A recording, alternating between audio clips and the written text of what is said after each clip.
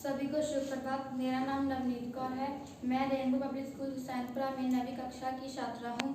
आज का हमारा विषय है लघु कहानी वाचन। सबसे पहले हम करेंगे लघु कथा लेखन क्या है। सामान्य अर्थ में कहा जाए तो लघु कथा लेखन का अर्थ होता है छोटी कहानी।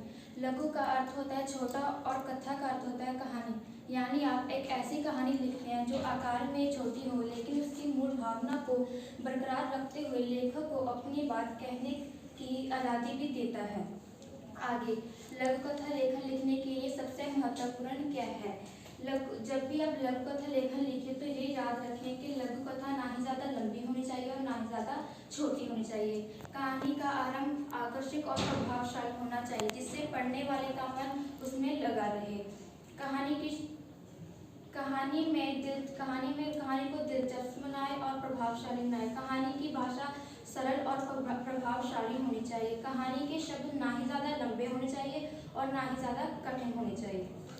अब कहानी की शुरुआत कैसे करेंगे। कहानी की शुरुआत, जब भी आप कहानी की शुरुआत करें ये याद रखें वो छोटी होनी चाहिए और वो कम से कम समय में लिखी जाए।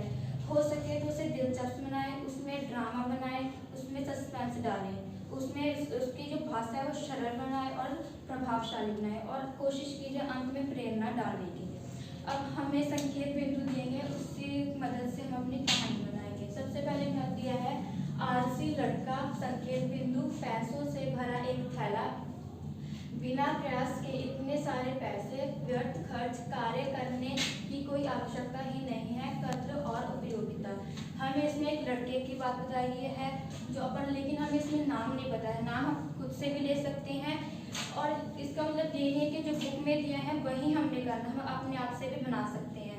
तो हाँ दोस्तों, हम बनाना सीखते हैं कैसे बनाएंगे। सबसे पहले हमें दिया आलसी लड़का, तो हम बोलेंगे सोनू एक आलसी लड़का था। वह दिन भर आवारागर्दी कर रहा था, वह कोई भी काम नहीं करता था। वह एक दिन रास्ते पर जा रहा था, उसे पैसों से भरा थैला मिला, वह खुश हो गया। वह सोचने लगा कि आज मुझे इतने सारे पैसे मिल गए।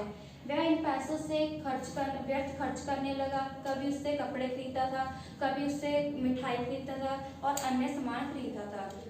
समय बीतता गया, वह अपने पैसे खर्च करता रहा। उसकी माँ ने उसको कहा कि वे बेटा इतने पैसे व्यर्थ ना करो। सोनू बोला माँ मेरे पास बहुत ज़्यादा पैसे हैं। समय बीतता गया और सोनू के सभी पैसे खत्म हो चुके हैं। अब सोनू पछताने लगा कि मैंने इतने सारे पैसे व्यर्थ क्यों किए हैं। जब आप कहानी बनाएं तो उसमें अंत में शिक्षा ढूंढ बनाए। ये नहीं है कि जो बुक में ही दिएगा वही करना है। सोनू के सभी पैसे खत्म हो चुके हैं। अब सोनू पछताने लगा कि मैंने इतने सारे पैसे व्यर्थ क्यों किए हैं।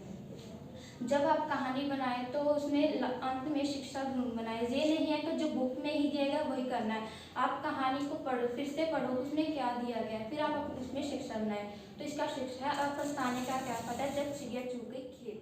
Thank you.